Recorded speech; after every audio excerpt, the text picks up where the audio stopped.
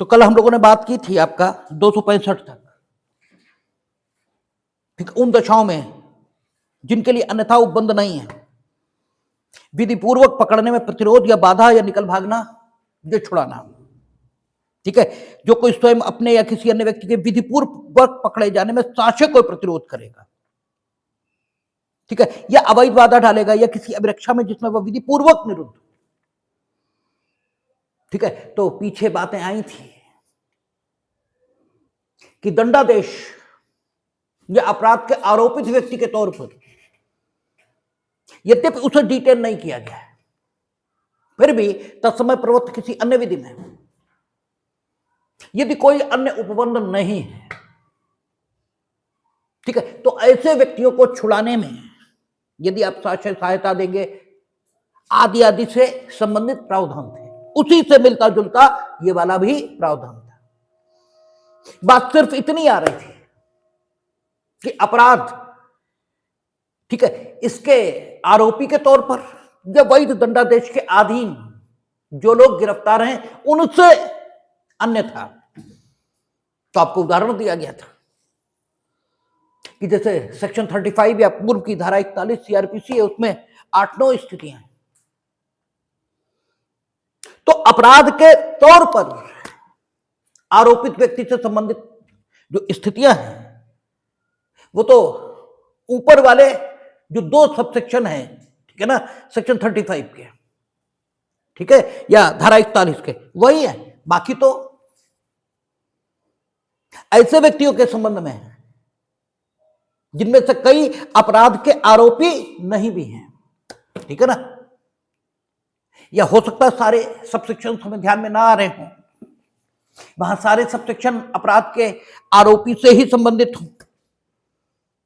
तो आपके सेटिस्फेक्शन के लिए, ताकि आप मेरी जबान न पकड़ो, एक अन्य उदाहरण भी दिए दे रहे हैं कि आपको बताया गया था कि जब क्या होगा, आपसे प्रतिभूति मांगी जाएगी शांति बनाए रखने के लिए या सदाचारी बने रहने के लिए, और आप प्रतिभूति नहीं देंगे, ठीक है, तो पूर्व की सीआरपीसी में धारा 116(3) जब अंतरिम बंध पत्र आपसे मांगा गया और आपने इंटरिम बॉन्ड नहीं दिया, वर्तमान में शायद, ठीक है, 116 किसी अन्य सेक्शन में आ गई होगी, ठीक है ना, लेकिन 116 सीआरपीसी 145, 47, 44, 44 ऐसे कुछ हो गई, ठीक है। जो 116 सीआरपीसी की सेक्शन थी उसमें 116(3) उसमें अंतरिम बंध पत्र आपसे मांगा जा रहा था, और यदि आप वो नहीं देंगे तो आपको डिटेन करने का प्रोविजन था कि आपको डिटेन किया जाएगा until and unless you will execute the interim bond, ठीक है, according to mandate of that section, ठीक है ना।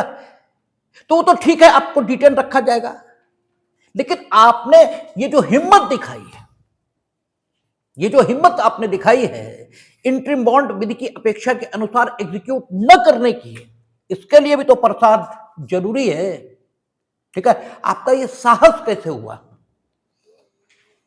ठीक है ना, या आपको डिटेन किया गया और किसी ने छुड़ाया, तो उसके लिए भी प्रावधान होना जरूरी है। तो ये सेक्शन जो यहां कह रहे थे, ठीक है, कि जो अपराध के आरोपी या किसी दंडादेश के अधीन व्यक्ति से भिन्न व्यक्ति है, ठीक है ना, तो ऐसा व्यक्ति जो कि प्रतिभूति न देने के कारण निरुद्ध है वो इस संज्ञा में आ जाएगा। और जब जांच पूरी करके पूर्व की धारा पूर्व की जो सीआरपीसी उसकी धारा 117 इसके मुताबिक आपसे परमानेंट, ठीक है, 1 साल की अवधि तक के लिए या 1 साल से अनधिक किसी अवधि के लिए शांति या सदाचारी बने रहने के लिए प्रतिभूति मांगी जाएगी, और आप वो नहीं देंगे तो भी वहां धारा 122, 23, 24 जो पूर्व की सीआरपीसी में थी उनके मुताबिक आपको डिटेन किया जा सकता था और छोड़ा भी जा सकता था, वो सारी स्थितियां थी, ठीक है। उसमें अगर आप अपने को रखे जाने का प्रतिरोध करोगे या कोई छुड़ाओगे, कोई कोई आपको छुड़ाएगा या आप किसी को छुड़ाओगे, तो भी ये सारे सेक्शन जो कल जिन पर चर्चा हुई थी वे उपयोग हो सकते हैं। ठीक है ना। तो अब अगली बात जो कह रहा है 266 कहता है दंड के परिहार की शर्त का, ठीक है, अतिक्रमण, रेमिशन। ठीक है, दंड का परिहार हो गया, लघुकरण नहीं हुआ, परिहार हो गया। परिहार का मतलब अगर आप दंडादेश भुगत रहे थे तो जितना भुगत लिया उतना ठीक, शेष का परिहार हो गया, शेष का परिहार हो गया यानी अब आपको शेष नहीं भुगतना है और आप दंडादेश के अधीन कारावासित हुए ही नहीं और पूरा का पूरा दंडादेश रेमिट कर दिया गया। ठीक है, उसका पूरा का पूरा परिहार हो गया, लेकिन ऐसा परिहार सशर्त हुआ। ठीक है, समुचित सरकार, राज्यपाल, राष्ट्रपति, उन्हें शक्तियां हैं, ठीक है, इस ढंग की लघुकरण, परिहार, क्षमा आदि वे कर सकते हैं। ठीक है, लेकिन वे उन शक्तियों का सशर्त या बिना किसी शर्त के उपयोग करने के लिए अधिकृत है। तो अगर आपका परिहार दंड का सशर्त हुआ, शर्त पर आधारित था कि आप फर्दर इस किस्म के, ठीक है, एक उदाहरण दे रहे हैं कि फर्दर इस किस्म के, जिस किस्म के अपराध के लिए आप दंडित हुए या किसी भी अपराध के लिए, ठीक है, दोषी न पाए जाओगे और यदि पाए गए तो परिहार की शर्त का उल्लंघन माना जाएगा या अन्य कोई शर्तें अगर परिहार देने के लिए समुचित सरकार या समुचित प्राधिकारी द्वारा अधिरोपित की गई थी और आपने उनका अतिक्रमण किया, आपने उनका वायलेशन किया, तो दंड जिसका परिहार हो चुका था, ठीक है, वो पुनर्जीवित हो उठेगा। अब क्योंकि परिहार होने के बाद दंड खत्म हो गया, ठीक है भाई, जैसे परिहार हुआ दंड तो खत्म। तो हम ये नहीं कह सकते वहां कि दंड की इस शर्त पर आधारित, ठीक है, कि हम ये नहीं कह सकते कि दंड ऑटोमेटिकली पुनर्जीवित हो उठेगा। ठीक है, ऑटोमेटिकली कैसे हो भाई, एक चीज जो खत्म हो गई वो पुनर्जीवित कैसे हो जाएगी। इसलिए इस सेक्शन की जरूरत है 266 जैसे, ठीक है, डिफरेंट ऑफेंस माना जाएगा क्योंकि आपने परिहार की शर्त का उल्लंघन किया। अब डिफरेंट, अब उस ऑफेंस से तो मतलब ही नहीं बचा। ठीक है, जिसके लिए आप दोषित हुए थे उसका तो परिहार हो गया, बात खत्म हो गई। ठीक है ना, बात खत्म हो चुकी है, इसलिए वो दंड अब पुनर्जीवित नहीं हो सकता। लेकिन अगर आप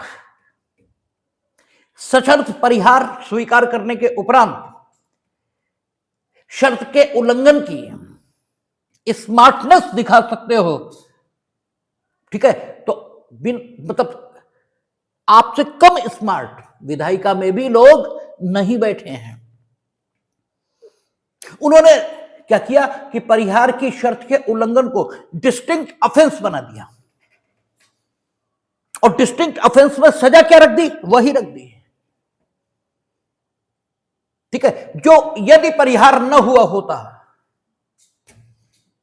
तो आपको भुगतना पड़ता, वही दंड उन्होंने यहां रख दिया डिस्टिंक्ट ऑफेंस बनाकर। ठीक है, उन्होंने कहा कि जो कोई दंड का सशर्त परिहार प्रतिग्रहित कर लेने पर, आपने सशर्त परिहार प्रतिग्रहित किया था या तो आप मना कर देते कि हम सशर्त नहीं, बिना किसी शर्त के परिहार करो तो हम राजी, सशर्त हम राजी नहीं, तो आपने गप से, ठीक है, परिहार प्रतिग्रहित कर लिया। कहते हैं ना कि एक बार हो जाने दो फिर बताएंगे, आपने इस ढंग की स्मार्टनेस दिखाई। ठीक है ना, तो एक बार दंड का सशर्त परिहार प्रतिग्रहित कर लेने पर किसी शर्त का जिस पर ऐसा परिहार दिया गया था जानते हुए अतिक्रमण करेगा, उससे अतिक्रमण हो गया तो हो जाने का के लिए तो कोई दंड कभी दांडिक विधि में होता ही नहीं, करने के लिए दंड है और करना ये आपके इन्वॉल्व हुए बिना नहीं हो सकता। आपका इन्वॉल्वमेंट साशय है, जानबूझकर है, ठीक है ना, इस विश्वास के साथ है कि ऐसा हो सकता है, उपेक्षा से है, उतावलेपन से है, ये अलग बात है। और इन स्थितियों के आधार पर आपके दंड में कमी या बढ़ोतरी ये होती जाएगी। लेकिन होना ये अलग है, करना अलग है, और करने के लिए दंड होता है, होने के लिए कोई दंड नहीं होता। हो गया तो हो गया, होता तो बहुत कुछ है और होता रहता है, ठीक है। तो होने के लिए कोई दंड ये हो भी नहीं सकता, ना है। कहता है जानते हुए अतिक्रमण करेगा यदि वह उस दंड का जिसके लिए वो मूलतः दंडादिष्ट किया गया था कोई भाग पहले ही न भोग चुका हो तो वह उस दंड से, अगर तुमने कुछ भी नहीं भोगा तो टोटल दंड अब मिलेगा तुम्हें, और यदि वह उस दंड का कोई भाग भोग चुका हो तो वह उस दंड के उतने भाग से जितने को वह पहले ही भोग चुका हो दंडित किया जाएगा। अगर तुमने पहले कुछ भोग लिया तो उतना हटा देंगे, शेष भुगतेंगे आप, ठीक है। तो डिस्टिंक्ट ऑफेंस बनाकर आपकी सारी स्मार्टनेस को उन्होंने नलीफाइड कर दिया, ठीक है ना, क्योंकि स्मार्ट आप ही नहीं हैं, आप ही बहुत पढ़े लिखे और समझदार नहीं हैं, दूसरी ओर भी अनपढ़ और नासमझ लोग नहीं बैठे हैं, वो भी आपकी ही तरह समझदार हैं, ठीक है। और आपका इलाज ये भली भांति जानते हैं और उसके लिए पर्याप्त प्रोविजन उन्होंने बना के रखे। ये अलग बात है कि सिस्टम व्यवस्था ये ऐसे बनी है कि हो कुछ नहीं पा रहा, वो एक अलग बात है, क्योंकि सिस्टम कंप्यूटर नहीं चलाता, आदमी चलाता है, और आदमी निहायत नाकारा और मक्कार है। यद्यपि लोकतंत्र में जो टॉप पर बैठे लोग हैं वो आपको नाकारा और मक्कार कह भी नहीं सकते,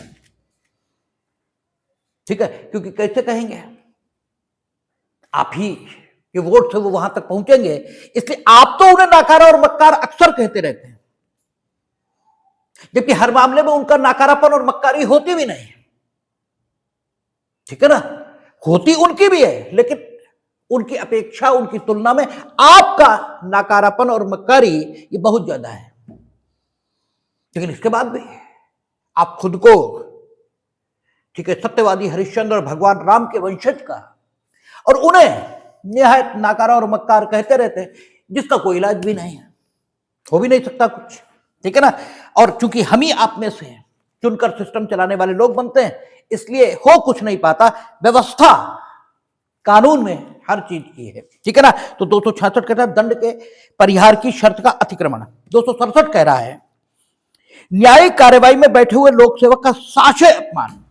अब देखें, कंटेम्प्ट ऑफ कोर्ट एक्ट से यह मामला भिन्न है, पहले ये 228 से था, यहां लोक सेवक शब्द का प्रयोग है, वहां न्यायालय का अपमान, ठीक है, वहां कंटेम्प्ट है, ठीक है। और ये इंसल्ट की बात कर रहा है, वो अवमान की बात कर रहा है,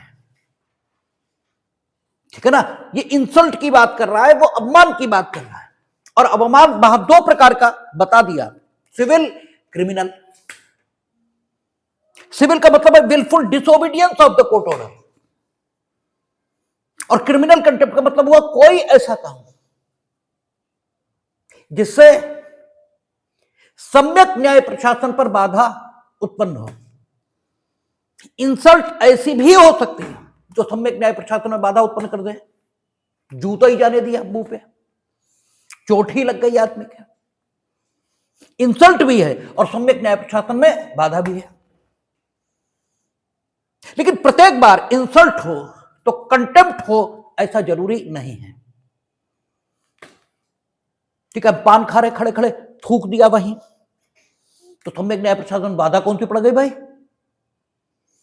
ठीक है, पिच से वहीं थूक दिया खड़े खड़े।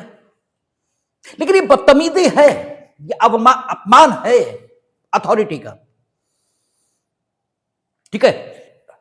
बात कर रहे हैं, चबर चबर चबर चबर बबलगम चबा रहे हैं, ठीक है। ये ऐसे अनुभव नहीं होता जब आपसे कोई बात कर रहा हो, ठीक है, और जो आपसे बात कर रहा हो उससे आप राजनीति में उच्च हो, भले ही अपनी परिस्थिति का कोई घमंड आपको न हो, ठीक है, लेकिन सवाल यह है कि हमें घमंड है या नहीं, ये तो मतलब ही नहीं है। दांडिक विधि का जो संबंध है वो तो आपको न्यूनतम नैतिक बनाए रखना है। दांडिक विधि का संबंध उससे नहीं है, दांडिक विधि का संबंध आपको न्यूनतम नैतिक बनाए रखना है। आप में न्यूनतम नैतिकता रहे और नहीं करेंगे आप तो दंडित होंगे, यह है दांडिक विधि का उद्देश्य। तो जो पीठासीन है वो कितना घमंडी है इससे क्या मतलब, वो पीठासीन था, ठीक है, और वो न्याय का आसन था, और न्याय ईश्वरी गुण है, वो ईश्वर की जगह था। और तुम अपने पिताजी के सामने भी ऐसे बबलगम खा के मुंह चलाते हुए उत्तर देते हो, मसाला खा के उनके सामने बोलते हो, शराब पीकर उनके सामने भी बात करते हो। अगर शराब पीकर हम आए हैं और अच्छे शराबी हैं, तो अगर बेहतरीन किस्म के हम शराबी हैं तो मुंह से महक आएगी, लेकिन मेरी बातचीत एकदम बैलेंस रहेगी, बातचीत में कोई गड़बड़ नहीं होगी, तो सम्यक न्याय प्रशासन में तो कोई बाधा नहीं हो रही। लेकिन शराब पी के अपने पिताजी के सामने जाते हो, ठीक है, पान मसाला खा के बबलगम खा के, ये हम उदाहरण दे रहे हैं इंसल्ट के, ये इंसल्ट के उदाहरण हैं, ठीक है, और वो न्यायिक कार्यवाही में बैठा है और आप इंसल्ट कर रहे हैं लगातार, ठीक है, तो ये मामले कंटेम्प्ट की श्रेणी में नहीं आएंगे। इसलिए कंटेम्प्ट ऑफ कोर्ट के अतिरिक्त 228 जैसा प्रावधान या 267 जैसा प्रावधान ये बनाया गया है, ठीक है, ये आवश्यक है, क्योंकि इंसल्ट ये हमेशा न्यायिक कार्यवाही में बाधा डालेगी, और ना ये wilful disobedience of the court order इसमें भी नहीं आएगा, क्योंकि कोर्ट का तो कोई ऑर्डर है ही नहीं, ना तो ये सिविल कंटेम्प्ट है ना ये क्रिमिनल कंटेम्प्ट है, फिर भी ये इंसल्ट की श्रेणी में आता है, ठीक है। आपसे प्रश्न किया जा रहा है और आप सीपीसी में हम लोगों ने एक शब्द पढ़ा था कि आपको जो कुछ वाद पत्र में कहा गया, या तो आप उसका प्रख्यान करेंगे, ठीक है, या तो उसे आप स्वीकार करेंगे या अस्वीकार करेंगे, ठीक है ना। और अगर आपने वाग छल पूर्ण प्रत्याख्यान किया, यानी वाग छल पूर्ण डिनाइल किया, तो स्वीकारोक्ति मानी जाएगी, ठीक है ना। आपको क्लियर शब्दों में या तो स्वीकार करना चाहिए या अस्वीकार। प्रश्न जो हो रहा है, ठीक है, साक्ष्य में आपसे कुछ पूछा जा रहा है और आप उसका वाक्छलपूर्ण उत्तर दे रहे हो, ठीक है, बार बार पूछ रहे हैं आपसे कि प्रश्नगत समय पर आप कहां थे, ठीक है, और आप बार बार क्या कह रहे हो कि देखो उस समय मायावती की सरकार थी, हम कुछ पूछ रहे हैं, आप कुछ बताए जा रहे हो, और जब आप ऐसा करते हो सामने वाले को मूर्ख समझ रहे होते हो, ठीक है, ये मान रहे होते हो, ठीक है, वाक्छलपूर्ण तरीके से जब आप उत्तर देना शुरू करते हो तो डेफिनेटली आपके मन में यह होता है कि हम सामने वाले को बेवकूफ बना लेंगे। इसीलिए हम भी कहा करते हैं कि जो हम पूछ रहे हैं वो बताओ, ठीक है, हमें मूर्ख बनाने की कोशिश मत करो, इधर उधर मत घुमाओ, जो पूछ रहे हैं वो बताओ। तो अगर वाक्छलपूर्ण आप उत्तर दे रहे हो या उत्तर दे ही नहीं रहे, वो पूछे जा रहे, तो भी ये इंसल्ट मानी जाएगी। यद्यपि ये हो सकता है, होगा ही ऐसा नहीं कह रहे हैं, हो सकता है, क्योंकि अगर साक्ष्य में पूछा जा रहा है तो हो सकता है कि सम्यक न्याय प्रशासन में बाधा ये भी उत्पन्न कर दे। आपको आवाज दी जा रही, आप जा रहे हो, ठीक है, तो ये भी इंसल्ट मानी जाएगी। और इस सब के लिए पूर्व में 228 में प्रावधान था, अब 267 में, इसलिए कंटेम्प्ट ऑफ कोर्ट एक्ट से बिल्कुल अलग ढंग की बात है और इसको होना ही चाहिए कंटेम्प्ट ऑफ कोर्ट एक्ट के बावजूद। तो कहता है जो कोई किसी लोक सेवक का उस समय जबकि ऐसा लोक सेवक न्यायिक कार्यवाही के किसी प्रक्रम में बैठा हुआ है साक्ष्य को अपमान करेगा या उसके कार्य में कोई विघ्न डालेगा, वह सादा कारावास से जिसकी अवधि 6 मास तक की हो सकेगी या जुर्माने से जो 5,000 रुपए तक का हो सकेगा या दोनों से दंडित किया जाएगा। और आपने पढ़ा था पूर्व में सीआरपीसी की धारा 345 थी,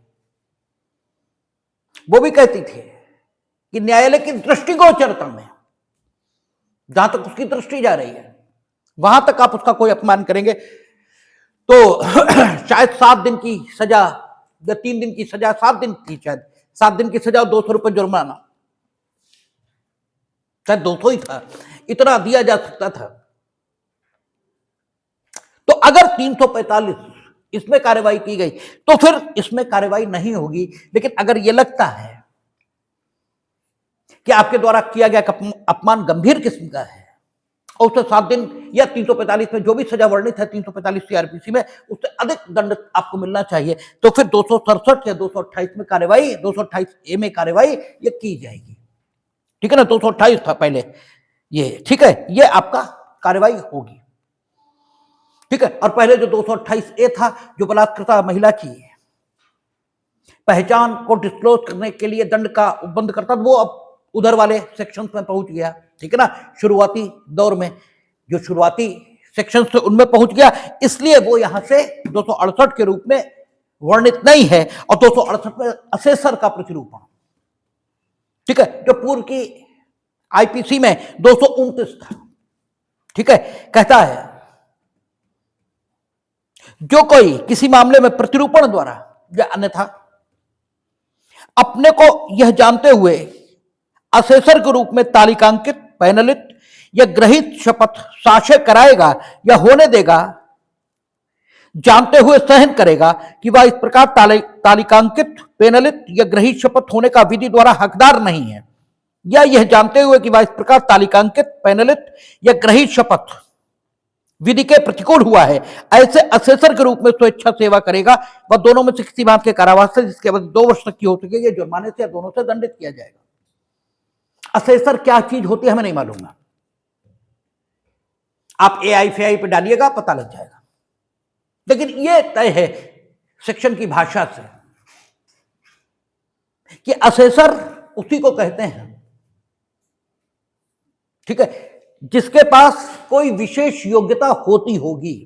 ठीक है, असेसर का जो काम होगा उस काम को करने के लिए जो विशेष योग्यता चाहे, ठीक है, जरूरत होती होगी, वो जिसके पास होती होगी उसी को असेसर बनाया जाता होगा। क्योंकि यहां लिखा है कि जो कोई किसी मामले में प्रतिरूपण द्वारा या अन्यथा अपने को यह जानते हुए कि वह असेसर के रूप में तालिकांकित नहीं है, यानी सूची जो असेसर की उपलब्ध है उसमें उसका नाम नहीं है, पैनलित या ग्रहित शपथ, ठीक है, या असेसर के रूप में उस अपने को प्रस्तुत करेगा और शपथ लेगा कि हम असेसर के तौर पर काम करेंगे, ग्रहित शपथ कराएगा या होने देगा, या तो तुम प्रयत्नपूर्वक खुद करा रहे हो या धोखे से तुम्हें असेसर के रूप में काम करने का अवसर दिया जा रहा है और तुम अवसर ले रहे हो, यानी होने दे रहे हो।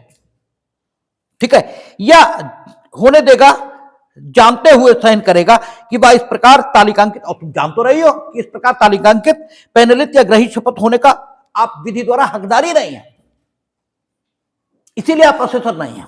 ठीक है, या यह जानते हुए कि आप असेसर के तौर पर तालिकांकित, पैनलित या ग्रहित शपथ होने के हकदार नहीं थे और विधि के प्रतिकूल, आपको कानून के प्रतिकूल आपको इस प्रकार काम करने का अवसर मिला है। ठीक है, और आप अपनी सेवा दे रहे हैं इस जानकारी के होते हुए भी, तो आप 2 साल की सजा से दंडित किए जाएंगे। और जो 229 है पहले था जो जोड़ा गया था, वो अब 269 हो गया। कहता है जो कोई किसी अपराध से आरोपित किए जाने पर और जमानत पत्र पर या अपने बंद पत्र पर छोड़ दिए जाने पर जमानत या बंद पत्र के निबंधनों के अनुसार न्यायालय में पर्याप्त कारणों के बिना हाजिर होने में असफल रहेगा, वह दोनों में से किसी बात के कारावास से जिसकी अवधि 1 वर्ष तक की हो सकेगी, या जुर्माने से दोनों से दंडित किया जाएगा। आपने बॉन्ड दिया कोर्ट में, आपने जमानत दी आपके जमानतियों ने, आप हाजिर नहीं हुए सुनवाई के लिए नियत दिनांकों पे, तो ठीक है, हम आपको पकड़कर मंगाएंगे। और जो श्योरिटी यानी आपके जो प्रतिभूत है, आपके जो जमानतदार थे, उन्होंने चूंकि कोर्ट को एश्योरेंस दिया था, इसलिए उनसे जमानत की राशि वसूली जाएगी। उसकी प्रक्रिया पहले 446 की कार्रवाई चलती थी। ठीक है, और 446 की जगह बीएनएसएस में जो धाराएं आ गई उसकी बात हुई है, तो उनसे प्रतिभूति की धनराशि वसूली जाएगी, आपको हम पकड़वाएंगे भी, ठीक है, ये सारी चीजें होंगी। और अगर प्रतिभूति की धनराशि नहीं देंगे तो वो सिविल कारावास, सादा कारावास, ठीक है, सादा कारावास में जाएंगे। सिविल तो हमने गलत कह दिया, सादा कारावास में जाएंगे, ऐसा वहां लिखा है, ठीक है ना। हो सकता है कठोर भी हो, ठीक है, इसलिए मेरी बात नहीं, अपने आप सेक्शन देख लीजिएगा। यानी कारावासित उन्हें किया जा सकेगा, शायद 1 महीने का लिखा है, मैक्सिमम 1 बार में, ऐसे करके कुछ लिखा है, एकदम ध्यान नहीं है, देख लीजिएगा। लेकिन आपने, अच्छा आप पकड़ के आ जाएंगे तब उस अपराध के लिए तो आपका विचारण होगा ही होगा। आप अगर अपने बंधपत्र पर छूटे थे तो आपसे बंधपत्र की राशि भी हम वसूलेंगे, ये भी सही है। लेकिन ये जो भागने का नया कारनामा आपने किया न्यायालय में पर्याप्त कारण के बिना असफल रहने का, या तो पर्याप्त कारण हो, लेकिन पर्याप्त कारण के बिना असफल रहने का ये जो नया कारनामा आपने कर दिया, इसके लिए भी आपको दंड मिलना ही चाहिए। उसके लिए 229 से पहले और अब 269 व्यवस्था कर रही है और कहती है कि आपको सजा मिलेगी, कितनी, 1 वर्ष तक की, ठीक है। और स्पष्टीकरण की जरूरत नहीं, लेकिन फिर भी कानून को स्पष्ट करने के पॉइंट ऑफ व्यू से लिख दिया गया कि इस धारा के अधीन दंड उस दंड के अतिरिक्त है जिसके लिए अपराधी उस अपराध के लिए जिसके लिए उसे आरोपित किया गया है दोष सिद्धि पर दायी होता, और न्यायालय को बंधपत्र समर्पण का आदेश करने की शक्ति पर इसका कोई प्रतिकूल प्रभाव नहीं पड़ेगा। यानी आपका जो बंधपत्र है वो समर्पण करके उस जो धनराशि वसूली जाएगी, वो जो शक्ति न्यायालय की है उस पर कोई प्रतिकूल प्रभाव नहीं होगा। ये शुद्ध रूप से आपके द्वारा जो हिम्मत दिखाई गई पर्याप्त कारण के बिना असफल रहने की, उसके लिए आपको मिला हुआ दंड है। ये चैप्टर यहीं खत्म हुआ, ठीक है। और आपका जो इसके बाद न्यूसेंस का चैप्टर शुरू हो रहा है, ठीक है ना। और इनने सिक्कों स्टाम्पों वाला हटा दिया है क्या है? पहले दिया है, उसमें एक सेक्शन है, कौन सा चैप्टर है?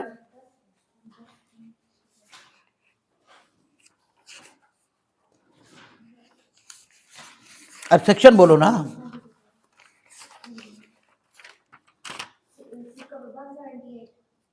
178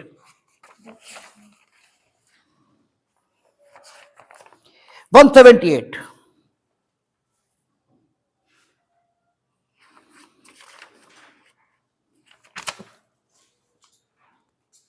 अच्छा, इन्होंने वो हटा दिया, ठीक है, जिससे पूछा जाता था।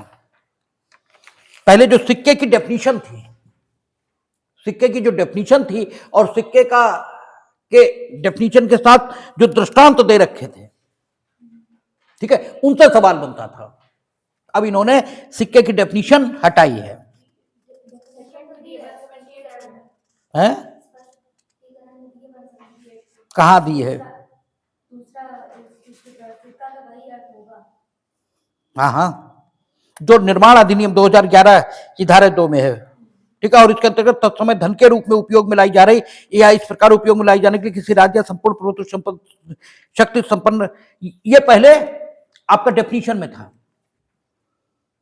ठीक है। पहले जो डेफिनेशन थी वो ये थी कि सिक्का एक ऐसी धातु को कहा जाएगा, ठीक है, जो किसी प्रभुता संपन्न प्राधिकारी के द्वारा धन के रूप में उपयोग में लाए जाने के लिए आशयित है, ठीक है। और उसमें दृष्टांत दिए हुए थे और उसमें लिखा कंपनी रुपया ये भी सिक्का है, ठीक है। और उसमें यह भी लिखा था पहले डेफिनेशन में कि भले ही वो धातु, ठीक है, जिसे किसी प्रभुता संपन्न प्राधिकारी के आदेश से धन के रूप में उपयोग में लाया जा रहा है, वो धन के रूप में उपयोग में आना बंद हो जाए, तो भी क्योंकि कभी वो प्रभुता संपन्न प्राधिकारी उसके द्वारा धन के रूप में उपयोग किया जाना, ठीक है, उसका धन के रूप में उपयोग किया जाता रहा है, इसलिए वो सिक्का माना जाता रहेगा, भले अब उसका धन के रूप में उपयोग होना बंद हो गया है। ये वहां लिखा हुआ था, और लिखा हुआ था कि इसीलिए फर्रुखाबादी रुपया उसे सिक्का मानेंगे, कंपनी का सिक्का सिक्का मानेंगे। वो सारी चीजें इन्होंने हटा दी, ठीक है ना। अब सीधे इन्होंने कूटकरण का दंड ये यहां से शुरू कर दिया, ठीक है, और सिक्का इन्होंने यहां परिभाषित कर दिया सबसेक्शन 2 में, लगभग वही बात कही है इन्होंने, ठीक है।